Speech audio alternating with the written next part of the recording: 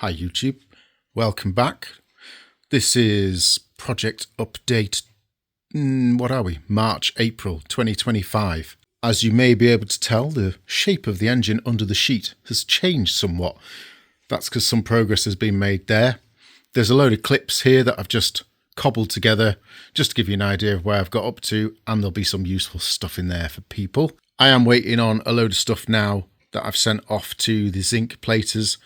They've also got a few things to chrome plate this time. They're going to take about 6 weeks before I get the chrome plated bits back. So things are going to slow down for a bit for the next couple of months.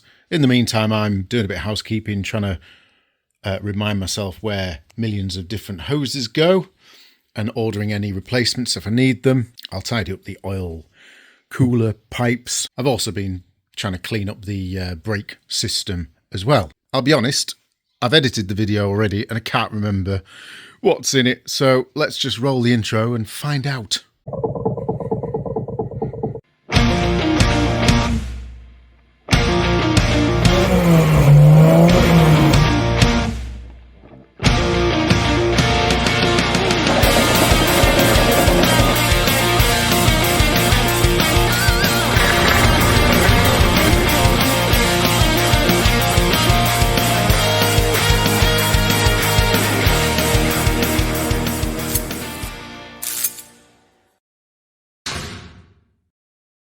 First job on the engine is to rectify a rather annoying mistake that I've made. I went and bought myself a set of lovely chromed cylinder head nuts. I gave up trying to find new versions of the flat-topped nuts that this engine had as standard. These fit perfectly well. Unfortunately, I made a mistake with the socket that I used. I'll explain why in a minute. And I put a slight ding on every single one of them. Now, I can't live with that. That's going to annoy the hell out of me. So I did the only thing I could, which is order another set. I bought these from David Manners. They were all immaculate, beautifully chromed, all machined perfectly. The next set that David Manners got, and it's not their fault, it's just their supplier, unfortunately, were just dull and not machined smooth at all. So I rejected them. Thank you to David Manners Group for being very understanding. They took those back. They couldn't get any more to this specification. I did, however, find online another group. They're not quite as perfectly machined as the ones that I mullered, which is very annoying, but they're good enough isn't really a term that I use, but they will do. So I'm taking these off for two reasons. One, I've damaged them and I can't live with that. And the other reason is it seems to be kind of accepted that it's a good idea to put a tiny bit of sealant in between this washer and this block here, because it's a path down or up, whichever way you want to look at it, into the water jacket, which is pressurized. Coolant can get up, and if this seal here isn't perfect, it can apparently ooze out gently, or maybe not so gently, I don't know. I think it was more of an issue on earlier 5.3 engines. I could be talking utter nonsense there. I like to think that the later 6 litre, they'd kind of fixed most of the problems, but we're doing belt and braces here. I need to replace the nuts for aesthetic reasons anyway, so while I've got each one off, I'm just going to take one off at a time, do that sealant thing, torque it back down. As well as doing the domed cylinder nuts, I'll also be doing these ones because these also come up through the water jacket. The only ones I don't need to touch are, I will need to do the domed ones on the inside, but I don't need to touch the smaller ones on the inside. These are just into the block.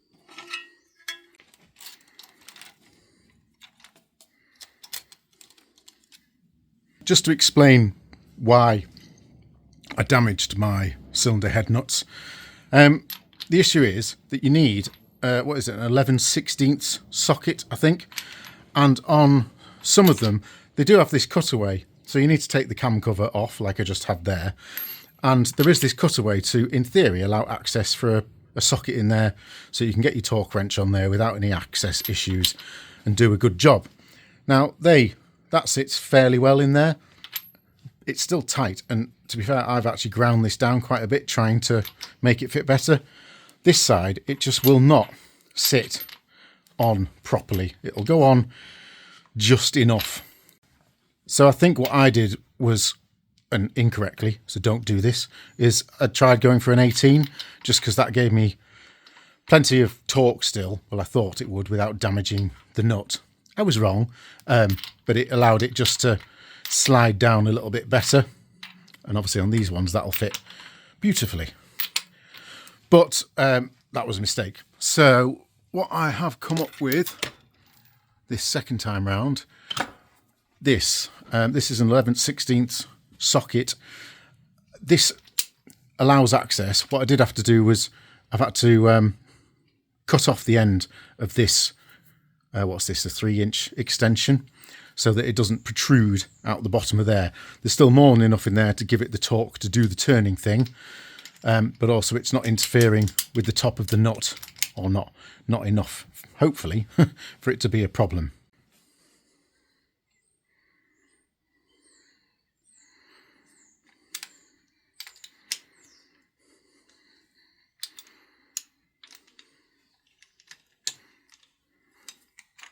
So I'm just using a long bar just for control.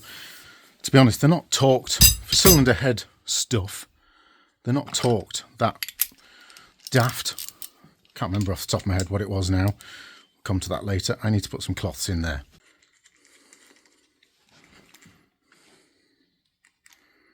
Of course, now I'm trapping the socket. I'll have to do the last bit by hand. Come on. So what I'm going to do is, I made sure that when I painted this that I didn't paint where the special washer seals. The paint, if anything, is getting blown out anyway. So I'm going to make sure that this surface is completely clean. I'm going to make sure this surface is completely clean. Stick a very thin layer of sealant on there. Put that on there. Torque it back down.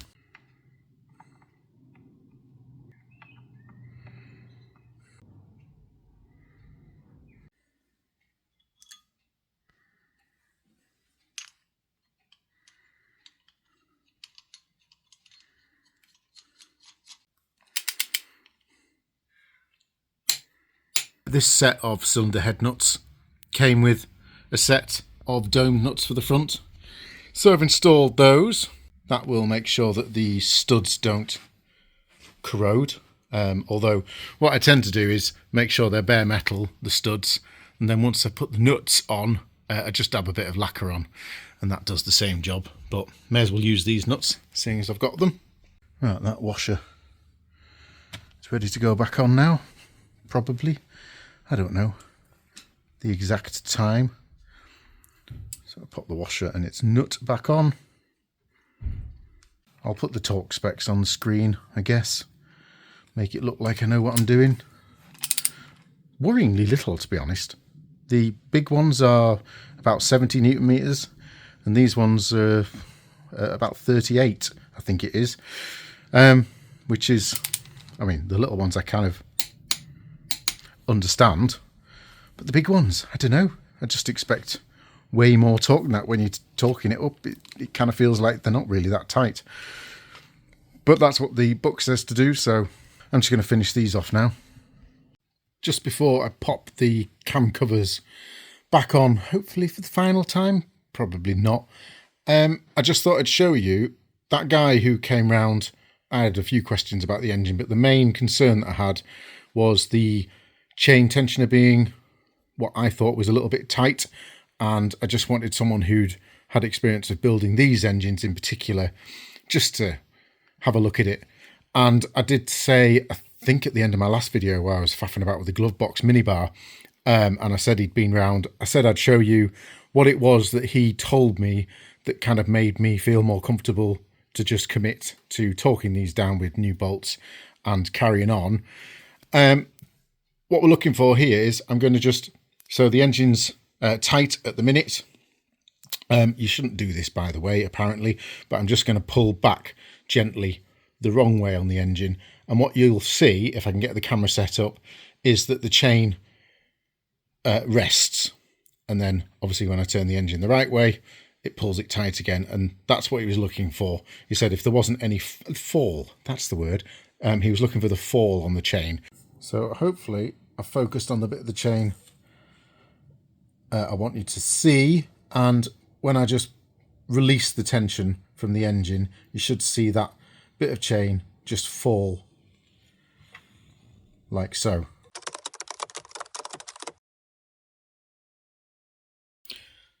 I've made a decision for better, or most likely worse. I'm going to strip this down. I want to replace these fuel lines. They feel flexible, they feel fine, so this is probably a stupid idea. You can't get these end ferrules or whatever they're called anymore. I've seen this a lot on the forums and chats and stuff, people asking how to get these off.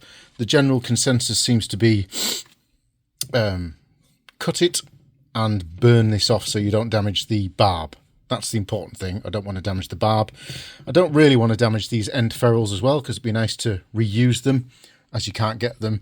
I think they are just kind of for show. These aren't clamped on in any way. They are just, I guess, warmed up so they're pliable, pushed on.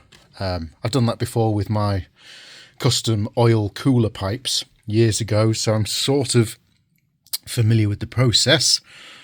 So I think that's what I'm going to do. I need to strip that off, which is a fuel pressure regulator, I think. And there's a fuel pressure sensor here. And then I think it's just tackling these. Yeah, that's what I'm going to do. Wish me luck. Oh, that's them off. There's an O-ring holding that on. It was a bit stubborn to pull off after removing the two bolts. I'll replace that O-ring anyway. I think I damaged a bit getting it off. I have checked on S&G Barrett. They're still available. And then here's that sensor. It doesn't appear to be, weirdly, any sealing O-ring or anything on that. Where's my zoom? I will just double check. There's nothing up in there. That seems very unusual. I will just check there's not supposed to be anything there. I'm sure that's not been off before. There's one bit on here I can see on the diagrams. It's called a fuel rail separator. It's like a little plate, and there's two of them. Don't know what they're for. Maybe they're some tools or something. Can't see anything that resembles it off the diagrams. So next job is to butcher these lines. That's the first one done. Burning it off did seem to work. That's the ferrule, I can't remember what it's called, end, which has come off in one piece. I don't actually think they're strictly necessary. Maybe they're just kind of, I don't know, I'll look into that. I'll get them plated up and reuse them anyway. I did just catch the end of this one a little bit with the pipe spanners because I was trying something. I won't do that on the other ones. I haven't damaged it enough to be worried about it. That's two done. That was a lot quicker actually. I think the method, if there is one, is take it outside, well, cut them in half, take it outside, blast that until it's on fire and death is happening. And then while you're outside, get a pair of pipe spanners, just grip it. Obviously that's up against there and you've got your ferrule, so being careful not to crush your ferrule. Just grip it tightly and rotate it and then kind of snap off the main part, then bring it inside when it stops smoking and there's not noxious fumes coming off it, and then get a little spike in there and gently tease it out, pulling it out with a pair of long nose pliers. I think that's going to be my method. I've got two of them out now successfully, so let's move on to the other half. I wasn't going to film this because it's night time, so it's dark out. Ow, that's hot. And it's a bit of a faff, and I don't know what I'm doing. I'm making this up as I go along, but let's see what happens. Let's just film this for fun. Go away, cat. Burning's about to happen.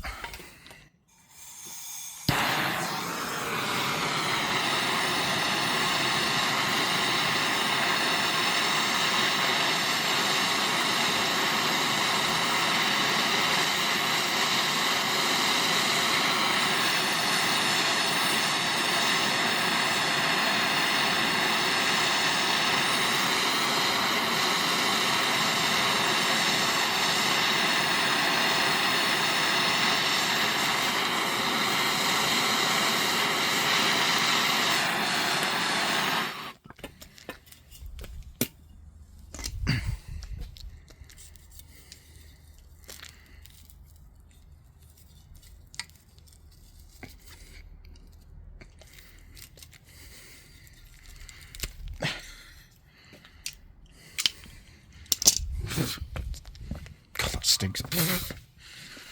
Reminds me of boy racing. Whoo!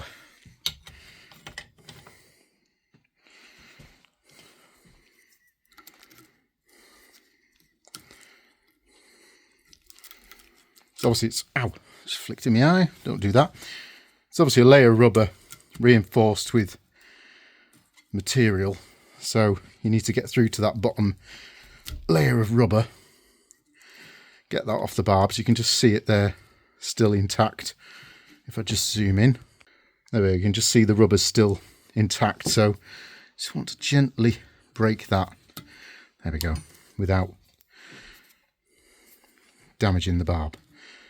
Then it seems to let go. Of course, because I'm filming this one, it's going to be stubborn, isn't it? The first one was stubborn because I didn't know what I was doing. And this one's going to be stubborn because I'm filming it. That's fine. I'll just edit it and make it look like it was a quick process, shall I? This one's going to fight me right to the end. The middle two didn't do this. There you go. I knew the trick was to stop recording. There was just this band in there. Managed to split that. And off comes the last one. Just give it a clean up. Check I haven't done any damage. There's a few superficial scratches, but nothing too terrifying. Good. So, hopefully, my theory is they can have new fuel lines pressed onto them. Probably should have measured the length before I destroyed them, shouldn't I? Oh well, I'll be able to figure that out later, hopefully. Get these plated up, maybe reuse them. Maybe there's some replacement ones. You can't get the OEM ones anymore, but I'm sure you can get fuel end type arrangements. I just noticed one other thing I need to do is just pop these screw female bits. These are, you just fall over then. Oh, whatever. These are for holding on the engine top plastic cover that you get on the 6 litre V12. Not as easy as I thought, actually. I tried getting the long pliers in there, but it's quite a tight fit. There's zoom in here, if it'll focus. Come on, do the focusing thing. Here and on the corresponding side on the back, two little proud points, and you need to nip them together. But trying to get anything in on the back one that's any bigger than this is difficult, and trying to do it with something as small as this seems to really... Oh, actually, I've done it first time on this one. No.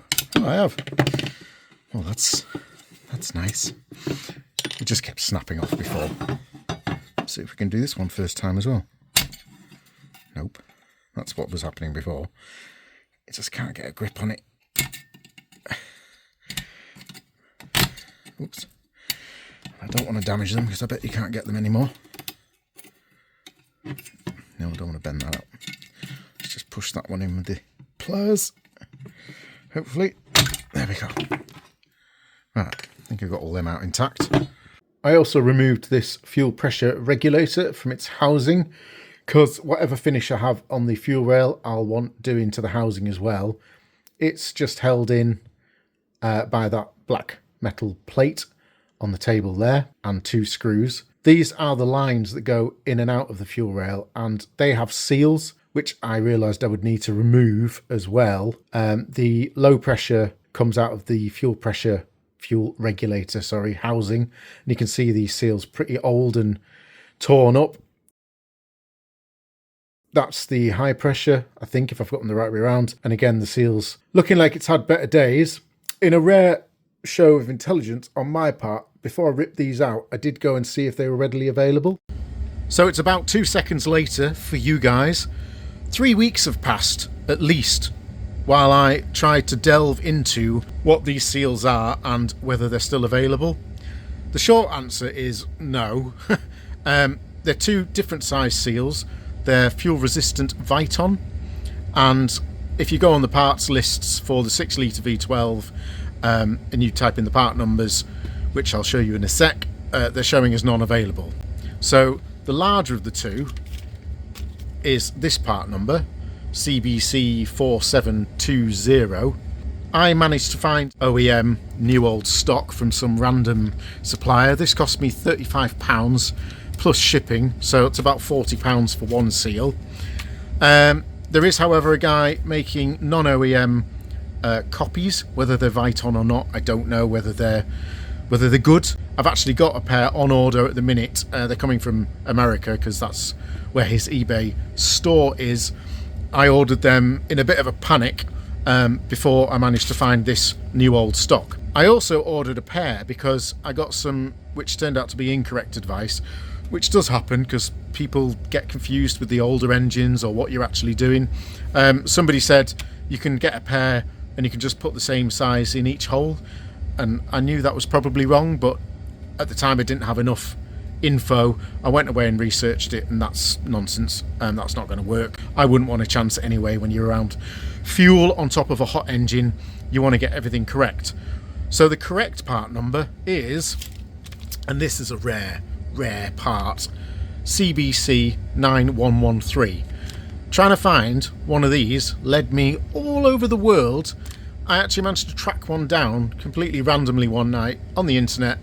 Found a site in Switzerland was saying that they had one in stock. Didn't have a photo, so I did email them and say, have you actually got this in stock? And they very kindly emailed back and said, yeah, 15 quid, including postage. No, that's bollocks. It was £10 plus 15 quid, so that's 25 quid.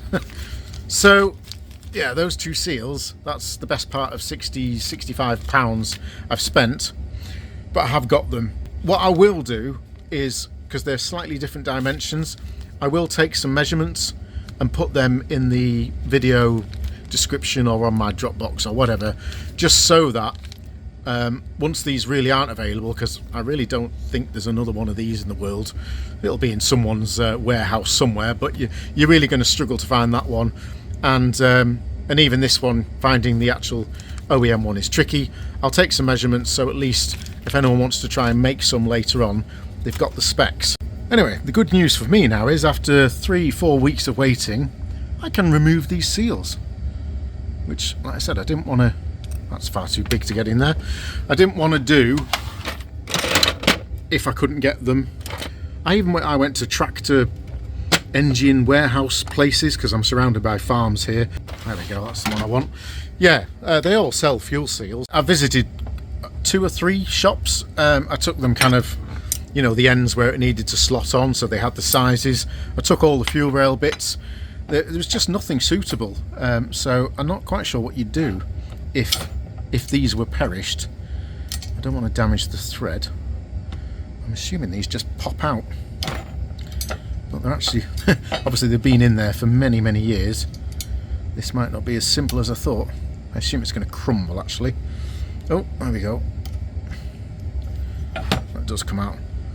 So that would have originally looked like that, and let's do the same with this smaller one. I think it's going to fall apart, this one. Imagine if I'd done this and made a mess of it like I have now, and I didn't have a replacement. Could be problematic. I have seen some people say online that you can stack green Viton O-rings. People have said they've had success with that. I can't vouch for that. Anyway, that's that smaller one. So we've got replacements to put them back on. Obviously not now. Did I get everything out of there? That then can go back in the bag of medium parts. I've spent a long time over the last 2 or 3 weeks while I've been waiting on this issue to hopefully resolve itself. I've decided there's too much stuff here for me to plate on my own, plus some of the stuff is just too big. Now I don't know what, if anything, they can do with this. I don't know what this coating is that's on it at the moment. I may go to the platers and they may say, hopefully they'll say, yeah, I can do that in whatever finish you want, petrol resistant obviously, and it'll all look beautiful and shiny. I think I've seen people have them gold zinc plated. Maybe you can have them chrome plated. I don't know. I'm just going to take them and have a chat with them. They may come back and I may just have to polish them myself or paint them or just leave them. I don't know. There's various bracketry in there. I've actually stripped down the throttle potentiometer thing. I'll show you that later on, rebuilding that. I didn't film taking it apart. And then there's, yeah, well actually I'll just show you the shot of when it was just laid out on the table. You'll see there's a huge array of large, small and medium type pieces. What I've done is I've taken photos of all that, and I'm going to go in with this box. If they take the whole lot and they say, yeah, we can do whatever, we can do that. Obviously then they've got a reference of all the individual parts. I've also taken a photo of each batch of parts with its mother, if you like.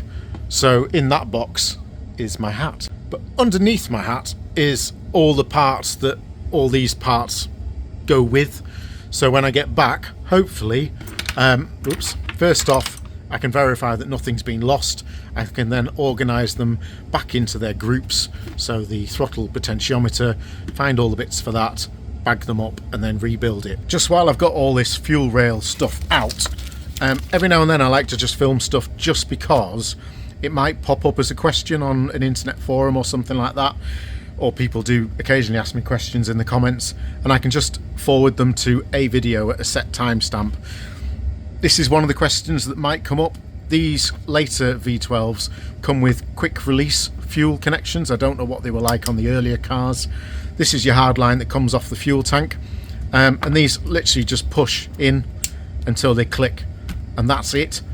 To release it, when I first came across these, I couldn't figure out. I thought, because as you pull it, you can see a little ring appear here, or a little gap, and I thought, oh, you must need to push this forward or something like that, and I just couldn't figure out how they work. Actually, all you do is you hold that in place and pull it open. So it seems a bit random because it looks like you could just pull it out, but actually when you're pulling that away, this is opening up a sort of flare inside and stopping that fuel line from coming loose. So it's designed just to pull out like that. Not quite sure how it works, but as that gets pulled out, those fins must flare out and grip the fuel line.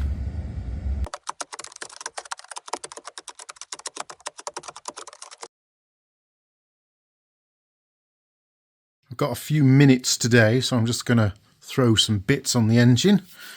No particular order. Gaskets, water, no, they're off the air inlet manifolds. Let's get this on. I think we can do that fairly simply. Just need to line up these two holes with these two studs. Like so, that should stay there. And then we've got two nuts and washers, probably, can't remember. Yeah, there will be, on the front of that. And then there's two bolts to go in there. So that should all be here, which it is already.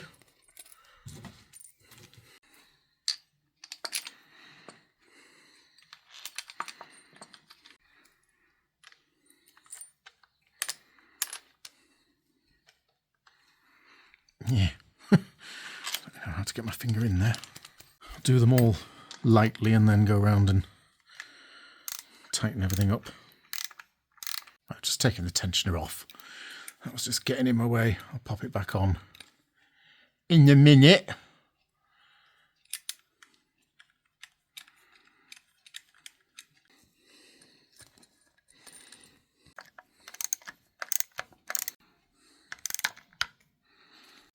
Oh, they're all in now, so I'll just go around with the spanner and nip them up. There will be an official torque spec, but as I repeatedly say, I'm going into aluminium, so I'm just doing a sensible nip up. Right, that's that on. Put the tensioner back on. Obviously, when you do your belts, you need to loosen this off, so that's why that's still flapping about. I'll leave that just finger tight until the time at which I come to put the belts on. Next up is this air pump idler thing that we have in the UK and Europe, I think. America, you've got a big smog pump or whatever you call it. We don't have that. That just sits on here somehow, that way. Like so. Yeah, it just sits there. It's got a little cutout. That one's not utilised. I've got 3 bolts in my pocket. These aren't actually standard ones, but I decided to replace them. Is that the right thread? That didn't feel very good. Yeah, it is definitely the right thread. Why was it being a bit sticky on this one?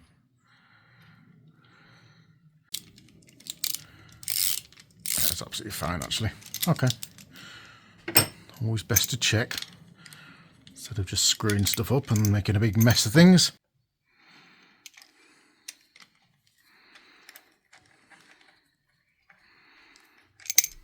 Other ones up in there.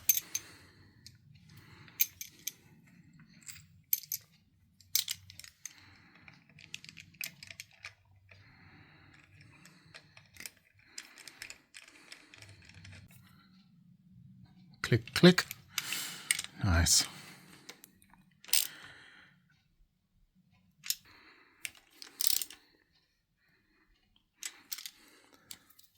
We then need to locate this tensioner. So we've got a sort of rounded washer to help locate in there, and then a grip washer each side of each nut. That'll do for now. Obviously not doing anything serious with them until I put all the belts on. Oh, that's lovely and quiet now. By the way, these have a grease point, this bearing, so I did put a new grease nipple on, new washer, and I flushed all the old grease out, and now it's lovely and quiet and smooth. That was quite rumbly before. That one's not bad. That's brand new. That's not a thing. That one could probably do with a bit of grease, but I don't know how to get grease into it. What's next? Let's get the main front pulley on. I'll just lock the flywheel quickly, and that'll allow us to pull back on that big bolt on the front. It's not tight, but it's... I'm being a retard here, aren't I? It doesn't go that way. Yeah, it's not super tight, but because I've been rotating the engine, it's just nipped itself up enough that it won't unscrew. Right, hopefully now that will actually lock the engine.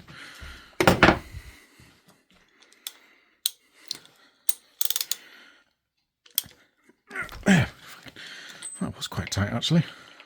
I made a little error here. Well, I didn't, but there just needs to be a bit of remedial work. I painted this all lovely, so it'll stop rusting. That's good. I painted all this. I didn't paint the rubber. Don't start freaking out. There's a rubber dampener here to reduce vibrations, maybe? Don't know what it's for. Didn't paint that, but I did paint all this and everything. But because I painted everything, there's a bit of paint layer in here and a bit of a paint layer on here, and these need to fit together, and at the minute they don't really want to, because paint has changed the tolerance slightly. So what I'm probably going to have to do is, well, you can see already where the paint's chipped away here. I'm probably going to have to just undo some of my paint here, which is a bit annoying, but it is what it is.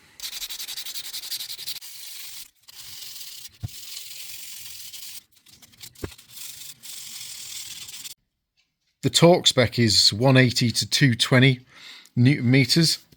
My biggest torque wrench, which I've just put back in its box, only goes up to 200 anyway, and that's right at the end of its limit. I think Andy's got one that goes up to like 500 or something insane like that. So I'm going to ask him about popping that on. In the meantime, I'll just mock it up for the sake of this video, and we'll revisit that later. We've got this thing here for pulling the engine round when all this is on. That's got some spacers behind it. These are the original ones. They were pretty rusty. I actually sanded them down and painted them, and then I found some stainless steel replacement ones. So that goes like that, and that'll help us hopefully line it up.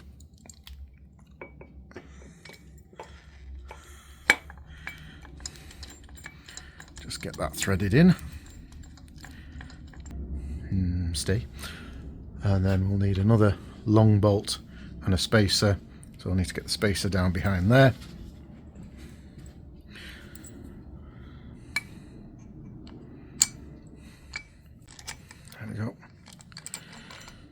get that threaded in.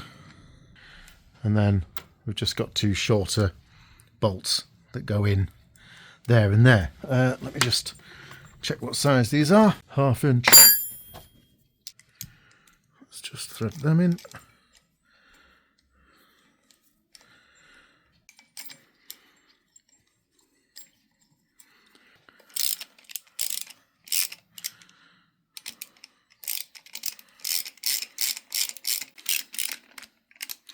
Fuck this, I'm going to get a bigger socket. That one's doing my head in. I got bored of that socket and went for the 13mm, which was much better. So obviously that's just nipped up for now. So it was a couple of days ago for me. I can't remember what I filmed in here. My mate Phil, one of my consultant mechanics, came round with a big huge torque wrench that went up to 350 Newton meters. So we tightened up that bolt to, I think it was 210. I will check the torque specs and put them up on the screen. Like I said, I'm going off the X300 service manual because they're the latest V12 figures that I can find. I can't imagine there would have been any difference. I may be wrong. It's all in that sort of ballpark anyway, 200 Newton meters. I did put a little bit of thread locker on as well. Don't know if that was right or not. Whatever, it's done now. That bolt's in there, is hopefully not coming off. I've also stuck the spacers and the affixing bolts on. These are just nipped up because if I want to rotate the engine, I'm actually just going to nip that off because this is all painted, and if I actually use that, unless I really need to, I'm going to try and avoid it because it'll just damage my paint. I've got my manifolds back from the powder coaters, so I decided to go for a chrome powder coat finish. I was hoping, and it seems to have done, that would smooth the finish on the manifolds because they're quite a rough aluminium casting. I was also concerned about trying to have them chrome plated because I don't think you can chrome plate onto aluminium very successfully. Maybe talking bollocks there, but I think that's some advice that I got. And the other option to get them looking all shiny would have been to have them polished. And then they'd need polishing periodically, which would be a faff as well. Also, it would be massively expensive to get them polished because it would be a hell of a lot of work.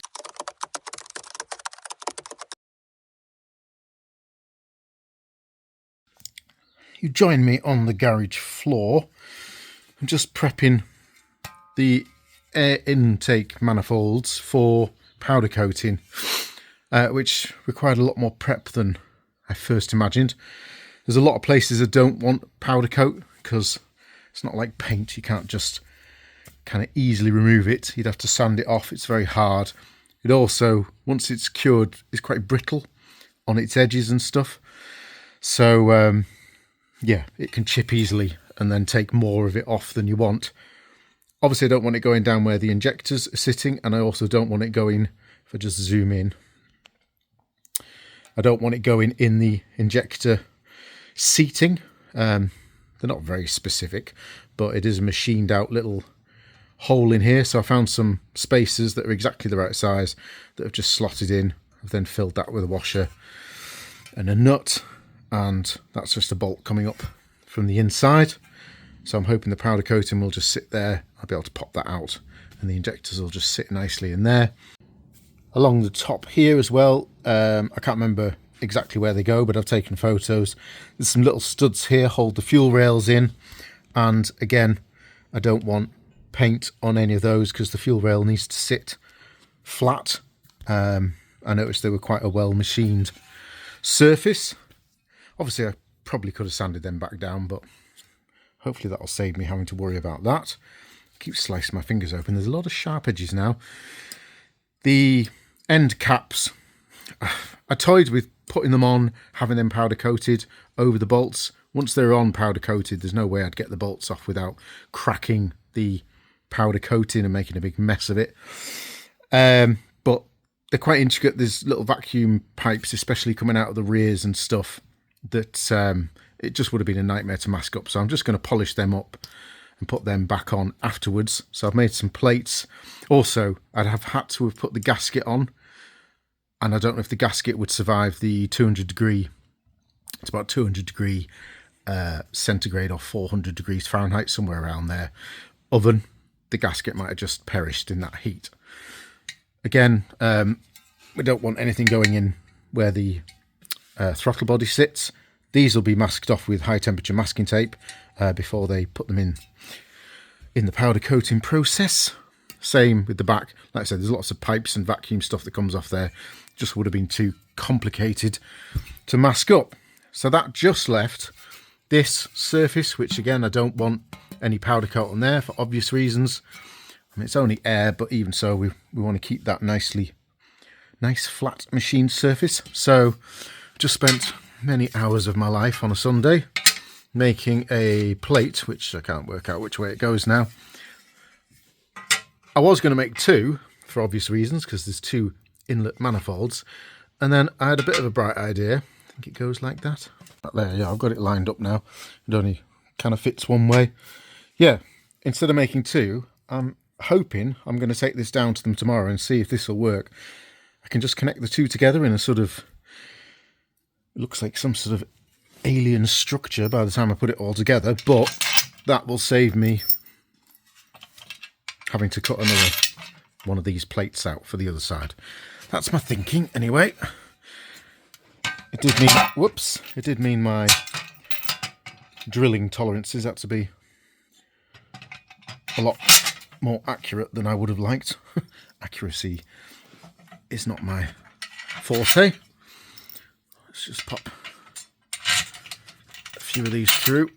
I'm also using washers so that this bit here doesn't get powder coat on, because this is where the stud comes up, and then if you compress a nut down onto the stud, chances are it's probably going to crack the powder coat and send a crack down on the bits that you can see. So to try and avoid that, I'm just kind of masking that area up with with correctly sized washers. I just need to make sure when I nip everything up that the washers are sat where I want them, like that, not like that. But apart from that, that's all looking good. Oh, there we go. That's all bolted up, ready to go. So I'll pop down tomorrow. Like I said, I'll see if that's going to be suitable. They may say, no, you can't do that, in which case I'll have to come back and make another one of these plates. The only issue is going to be them just getting in to mask off those vacuum sends or fucking hell, there's some sharp edges on there. I need to stop doing that. Yes, masking off those bits in there now might be a bit of a pain. I haven't got the high temperature masking tape to do that now, so that's just how it is. If I have to, I'll have to just strip it down when I get there, put some masking tape on it, and then build it back up again. So let's move over to the table. This is the end result. I think they've come out really well. They've got a nice sort of chrome effect shine to them. The only thing I don't like, if I'm being picky, is the shade of the colour. I'd rather it was a little bit more grey or silver. It's got a slightly bluey tinge to it. I've had this water bypass rail done as well, and you can just see it. It's just got a slightly different colour to what chrome would, but in general, 99%, I am happy with the finish. The end caps at the minute are just mocked on because all the fixings for those are off at the zinc platers getting zinc plated. I have also fitted my new stickers, so obviously I had to take the old ones off before these went off and got prepped. That destroys them. I don't know if you can get them off without wrecking them, but I had some spares anyway. That's just a simple case of cleaning up the surface with some brake cleaner, making sure it's absolutely spotless, and then sticking the stickers on. You can't really mess that up, I don't think. I guess you could put them upside down. That would be a bit of a disaster. Anyway, very happy with those. What's the first thing? I think the first thing we'll fit is the water rails. So let's start with the A-bank side. We need the thermostat housing for that side. Let's move them out of the way. What do I need? I need 2 gaskets. You've then got your nuts and bolts.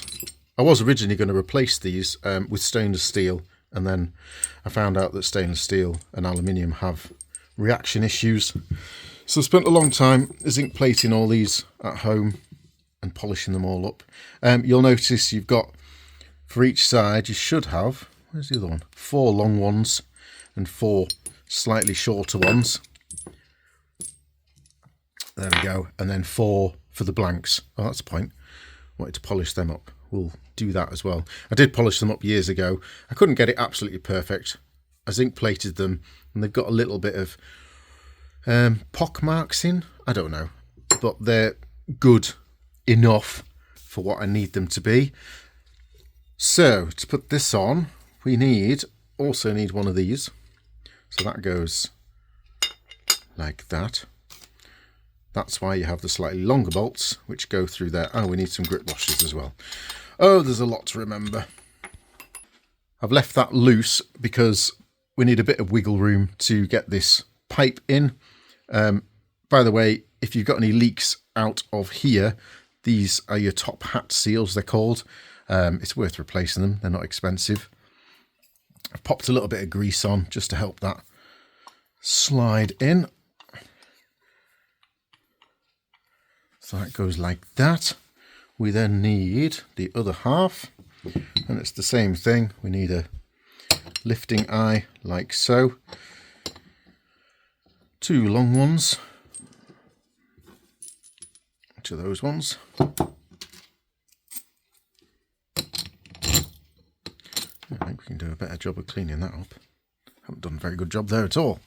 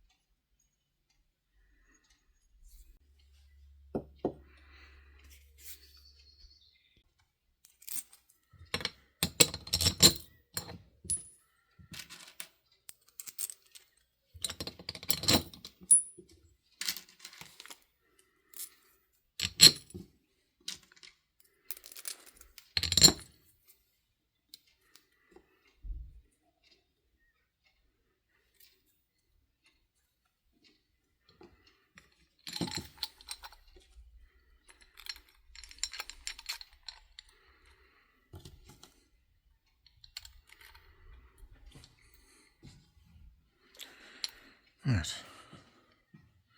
Now what we need to do is get that pipe pushed on, hopefully without losing everything. Whoops. Oh, I've lost a gasket already.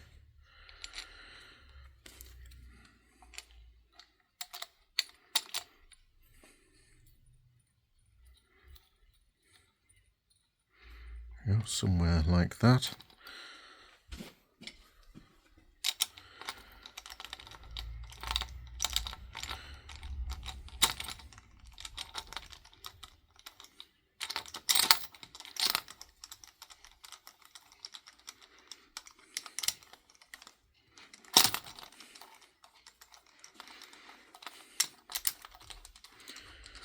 When I come to put the gearbox on, this bolt will need to come off because the gearbox, the transmission fluid tube sits in between this bolt and the lifting eye, but we'll address that later. It's the same on the other side, the oil fill tube sits in the same sort of place. Well, I'll just check that pipe's looking good and then we can nip them up.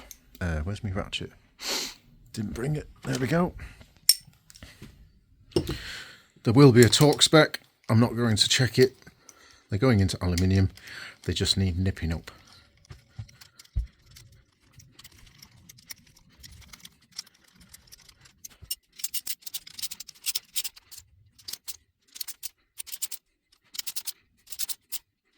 It would be very easy to over tighten these bolts and strip the thread on the block, on the head, which would be a bit of a nightmare.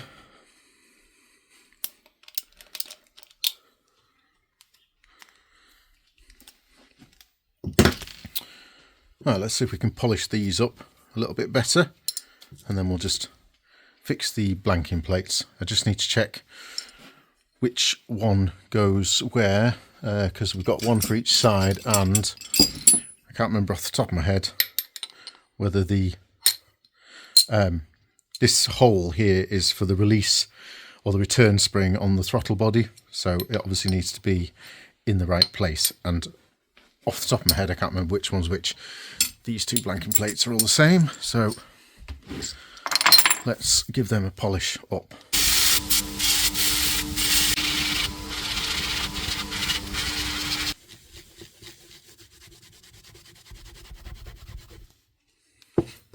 Oops. Yeah, that'll be fine. Like I said, I'd rather they were completely smooth, but for something that you can't see particularly, I think that's more than sensible. Right, looking at my reference stuff, the hole goes towards the centre, so it's this one. Oh, I forgot the grip washers, which you probably don't need, but I forgot them anyway.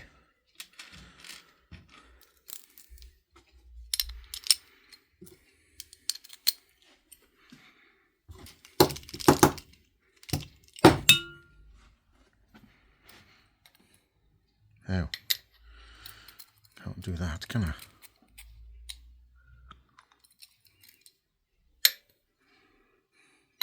Should have put these on first, is what I just realised.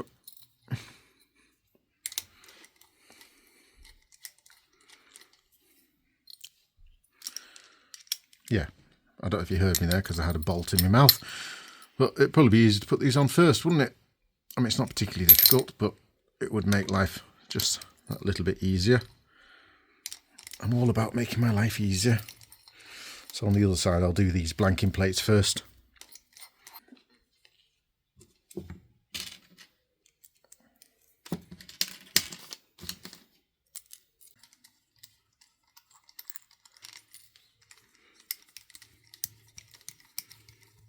Right. That's that side done. Let's go do the other side.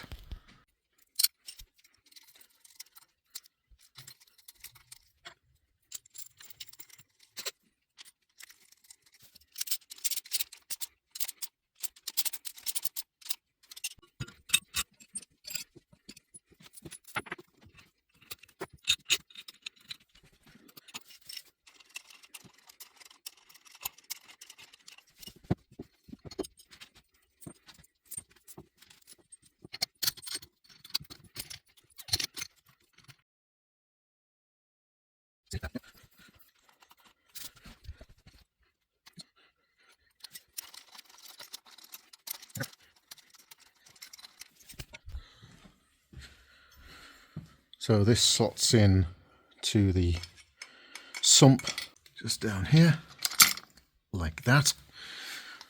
And then you need to take this bolt out and its grip washer, drop the grip washer on the floor.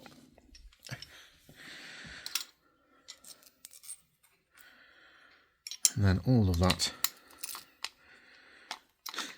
needs to slot together. There we go. Just need to make sure my gasket hasn't moved. No, hasn't. Okay. So you can see there's a cutout here and a flap, and that just stops it from rotating. I would recommend, by the way, threading all these bolts in by hand. It's easier with a device, a drill or whatever, but it's very easy to cross thread them because they're going into quite soft aluminium. So I just like to get them started, well, actually even threaded in by hand, and then I know they're not cross-threaded or anything daft like that.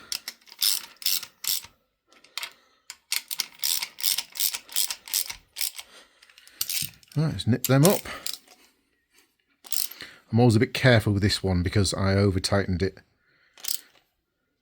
years ago and damaged the thread very slightly, so I'm just very careful not to over-tighten that end one. Lessons were learned.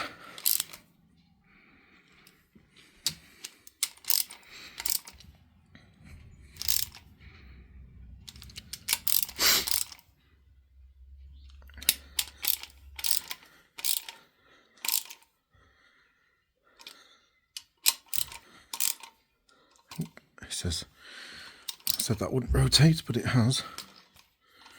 I may need to just hold that while I nip it up, if I can.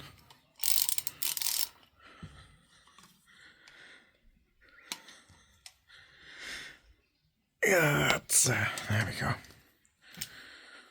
That's more than tight enough. Those are on. Water rails are on, pipes are on, everything's lovely. I'm just going to install this oil filter housing. This is the second time I've done this. Now, I don't have to be honest with you. I can just edit out all my mistakes, but I like to be honest, and plus this one's quite entertaining. I'd actually put the gasket on incorrectly. See this slant here? Somehow I'd managed to put it the other way around, and with the slant there, I noticed it in editing, fortunately. So that's one of the good things about making videos, is it means I re-watch all the work that I've done. Let's get started with this longest bolt, which goes here. Just get everything lined up. Yeah, it means I get a chance to see what I've done in the garage. And in that case, I noticed quite a glaring error. I'm not sure I would have picked up on that if I hadn't have been filming. Are they the same length? Yes.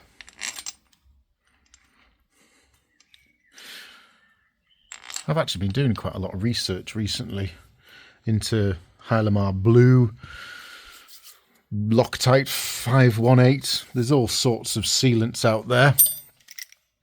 I think I've made a mistake. This is all part of the learning process.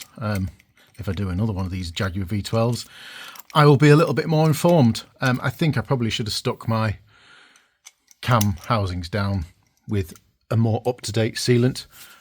Just recently, and you'll notice a lot in this video, I've been referring to the X300 service manual as opposed to the Big Green Book of Bollocks. It seems a bit more up-to-date, and in there it does confirm the recommended sealants for certain things aren't Hylamar Blue. I just, like I said, I went off old information, and obviously Jaguar moved with the times. Hopefully it'll be absolutely fine. It's a bit of an experiment, this whole engine rebuild process is. So we'll find out together if, when it's done, well, maybe when I first start it up, oil will just come blasting out. I don't think so, but maybe after a few miles, a few heat cycles, maybe I will start to see some leaks. And you know what? If that's the case, I shall... well, the engine will be in the engine bay by then, but I shall take the cams back out, take the cam housings off. It's a massive job, but it'll give me more stuff to film, won't it?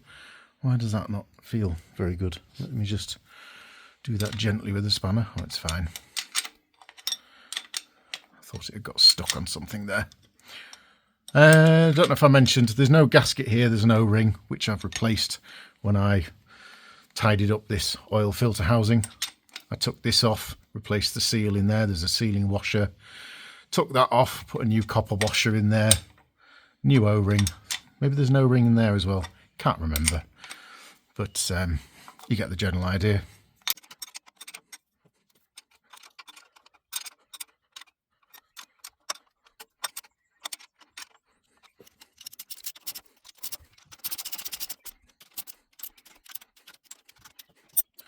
Well, that's all those tightened up. I'll just come back and check them later. And then we just need this little pipe here.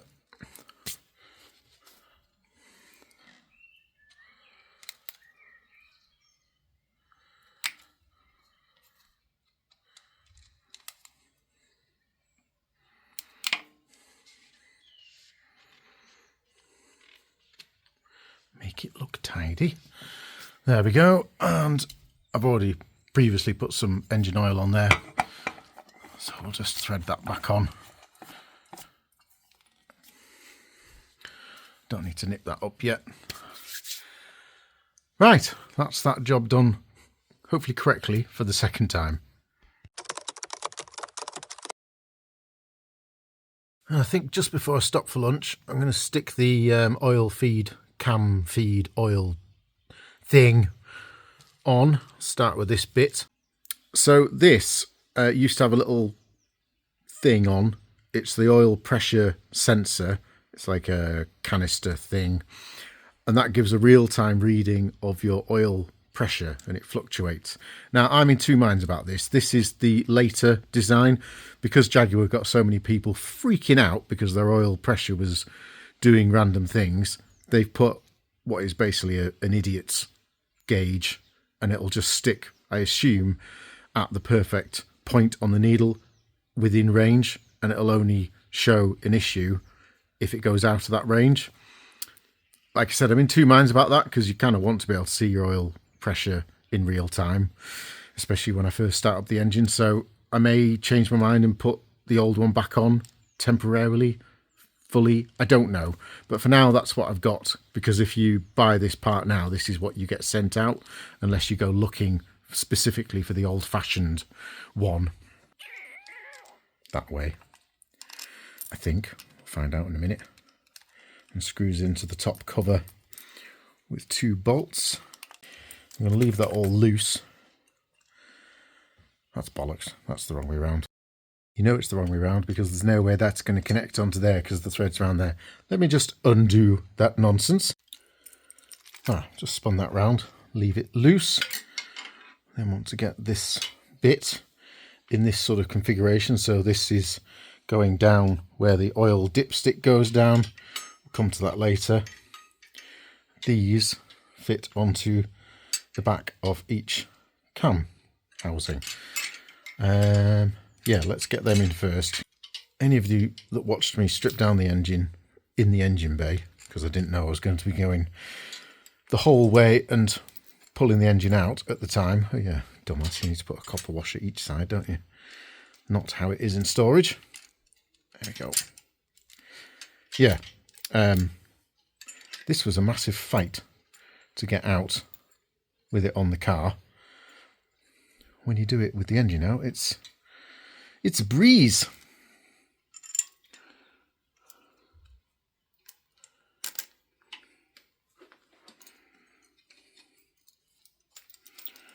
Again, I'm going to make sure these go in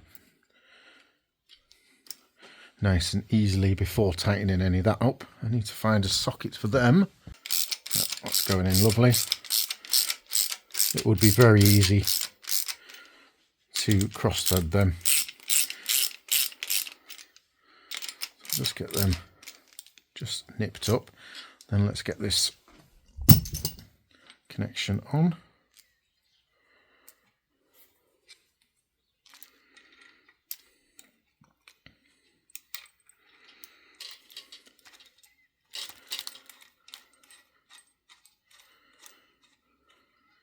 And then the last connection is this one down here, which I've left the bolt over here. There we go. There's a lot of fettling here just to make sure everything goes in without putting any pressure, particularly on any one part, until it's all in.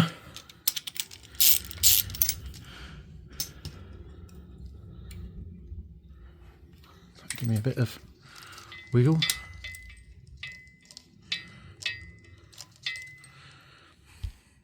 There we go, that's going in by hand. That's what I wanted to see. There's a chance, you see, while I was polishing this, I may have bent that pipe slightly out. It'd be very easy, again, to then go in there with a ratchet, cross thread that that bolt. We can nip that one up now, I think.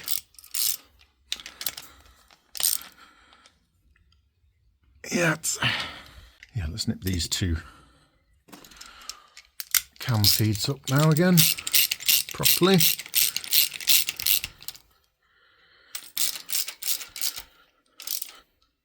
Now we can go and do this main one here. I'm just checking that.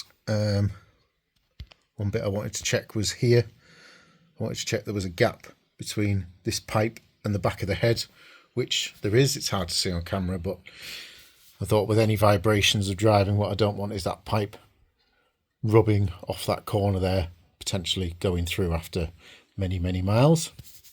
That all looks lovely. I have these, by the way, are is it Mobeck? I can't remember his name. Replacement. What are these bolts called with the hole through? Banjo bolts. I can't remember whether it was a full set of 3 or 4 that he sends out.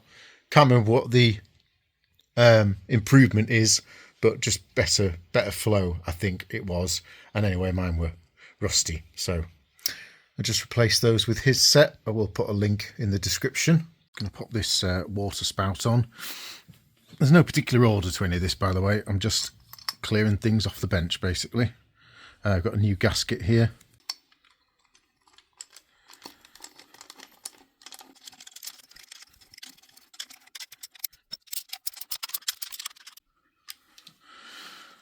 That's that off the bench.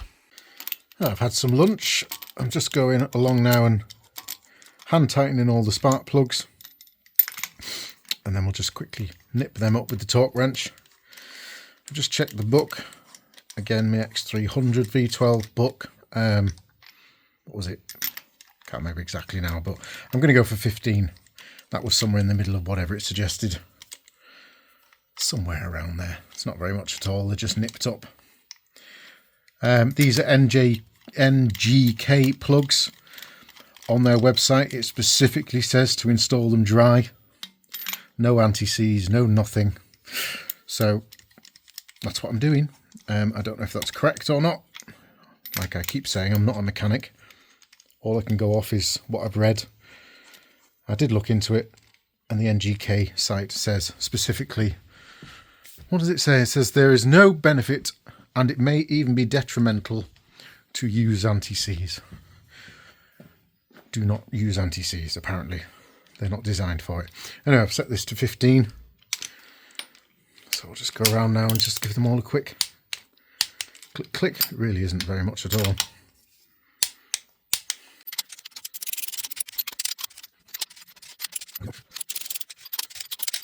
That's the spark plugs in.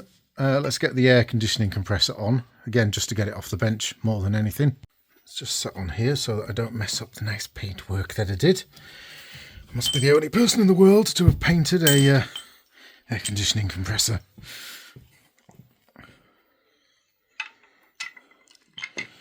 It just sits on its mount there.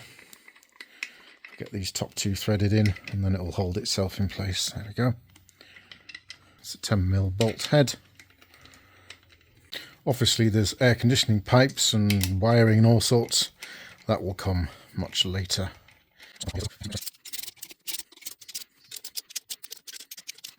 That's that. Let's get the power steering pump attached as well, again to get it off the floor. So actually earlier in this video you'll have seen this mount here. I just forgot or didn't pay attention and put it on the wrong 2 screw holes. These are redundant on this model. I've actually bought some 7/16 UNC bolts, 1-inch depth, just to plug these holes, just so it'll look nicer and stop dirt getting up in there. But it sits here. I don't know if I've mentioned previously, I can't say that word. I don't know if I've mentioned previously, but on the mount here, I've put this tensioner thing with the bolt going that way, which means I can't get the bolt off without taking the pulley wheel off. That's incorrect. It should be the other way around.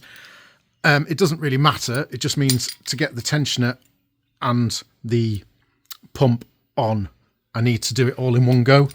I'll show you what I mean in a minute. I'm just going to get this all lined up. Let's just get this long bolt through that's specific to the power steering, because it's got this plate on the end that locates in.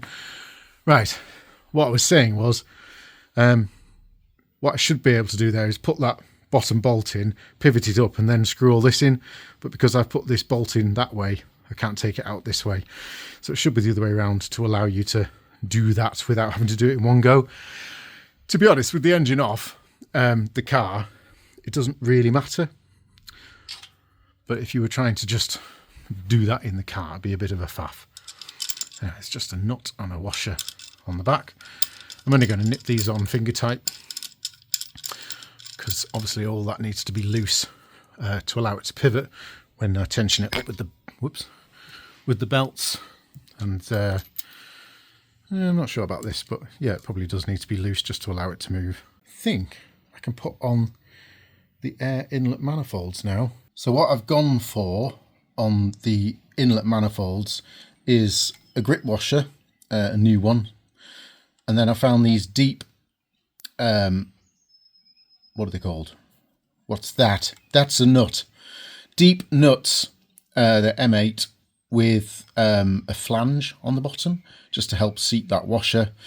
And then I've put some caps on for now. I'm not sure how I feel about that yet. I'm not a great fan of domed or capped nuts, but I'm also not a fan of rusty stud heads, which after a while is what will happen to these exposed studs. So I'm going with that for now. Might change my mind and take the caps off at some point, but I think they look quite nice and tidy like that. And of course I've lined up the cap with the nut because that's how it should be. So let's do that on the other side. These are the nuts, 2, 4, 6, 8, 12. Got some nice new grip washers.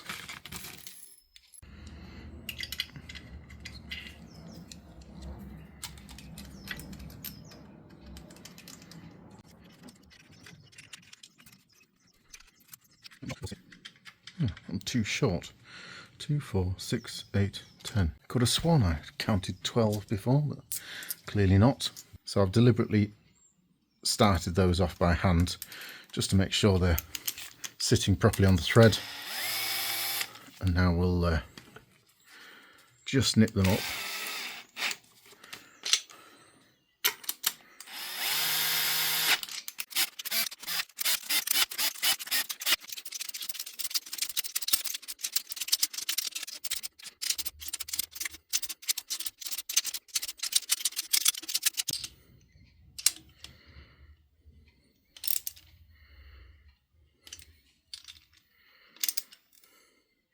So that's them all nipped up, caps on, and of course the caps all lined up.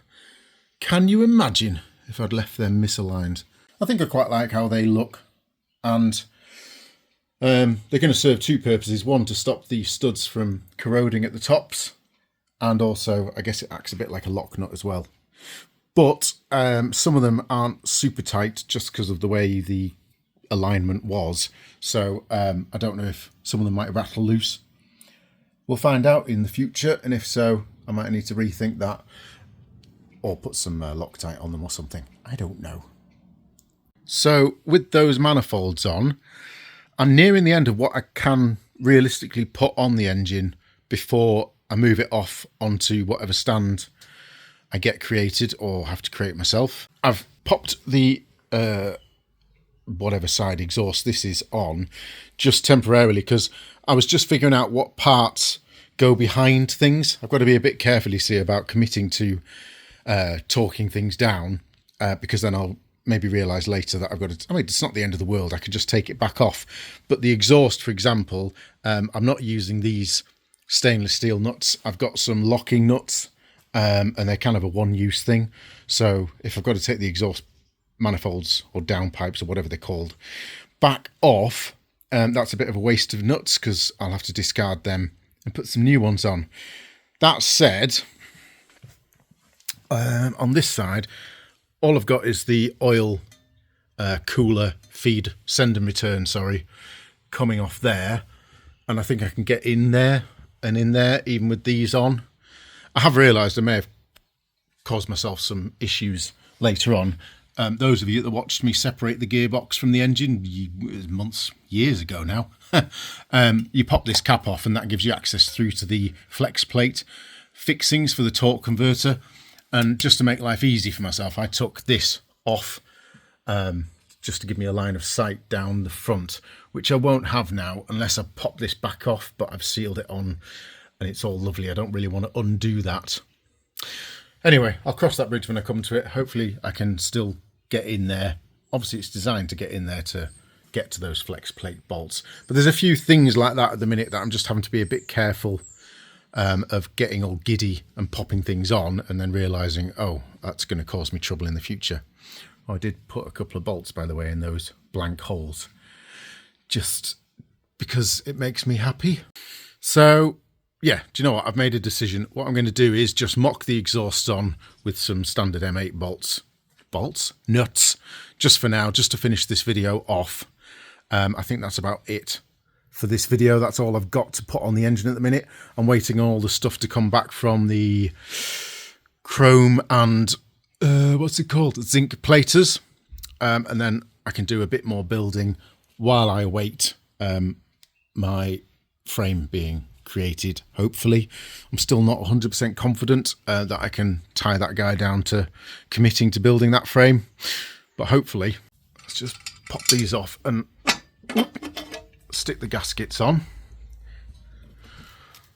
The main aim being, to be honest, is just to get things off my bench. I've got so many parts and I'm still refurbishing lots of parts in my downtime. Like, for example, the next thing I've got to refurbish is these oil cooler send and returns. They're all rusty and horrible. Well, they're not rusty and horrible, but they're not how I want them. I want them highly polished. That's going to take a lot of work, and I need the bench space to do that. So I'm just going to stick this on with one of those deep M8 nuts. That's it. That's how it can sit, and it's off my bench and out of the way, along with the, you go on the floor then, along with the gaskets, which are very shiny, by the way. I'm very happy about these gaskets. Where did that bolt go? Will you stop calling them bolts? It's a nut.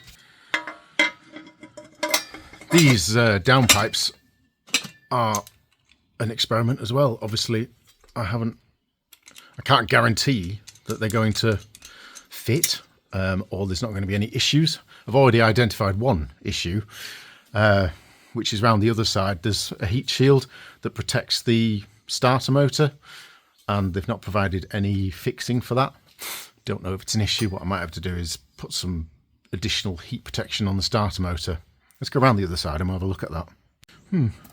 Not entirely sure what that heat protection's for. I know there's oh, is it the power steering actually?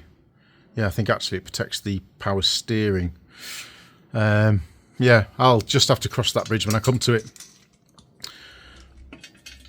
I know it sits on it was an absolute pig to fit on the standard exhaust, because you can't put it on, I seem to remember, before the subframe and the power steering and all that bollocks is on, and then trying to fit the exhaust up the gap between the side of the engine, and then that heat shield has to, there we go, yeah, it has to locate in, I think it goes on the bottom of the manifold, the cast iron manifolds, prior to you slotting the exhaust up, and you're trying to hold about 8 things at once, and it's an absolute pig. So it'd be great, let's have an extra one of those. It'd be great not having to faff about with that. So yeah, before any of you comment, I'm not using these nuts. You'll see what I'm using later on, so don't start commenting you're using the wrong nuts on your exhaust. The world's going to end. It'll be fine. There was one thing I wanted to, oh yeah, show you on the exhaust. Yeah, these downpipes, I said, a bit of an experiment, and one thing I have run into already when I first test fitted them was when these are nipped up, this stud wouldn't, well, it did just fit, but you can see it fitted by, digging a hole into the stainless steel. Fortunately, it didn't puncture a hole. I did ask the manufacturer if they could do anything about it, and they were pretty unhelpful, to be honest. They were a bit sort of blunt and just said, cut your stud, which I wasn't particularly happy about. They should have made that so that it cleared that without you having to do any modifications to your stud. But I kind of lost that argument. And yeah, I've just trimmed that stud down. And it's a bit of a faff because I've got to get the nut on as I slide the downpipe on. But that's the trial and error of having custom parts, I guess. So that's it for this video. As I mentioned at the start, I'm now waiting on stuff to come back from the platers.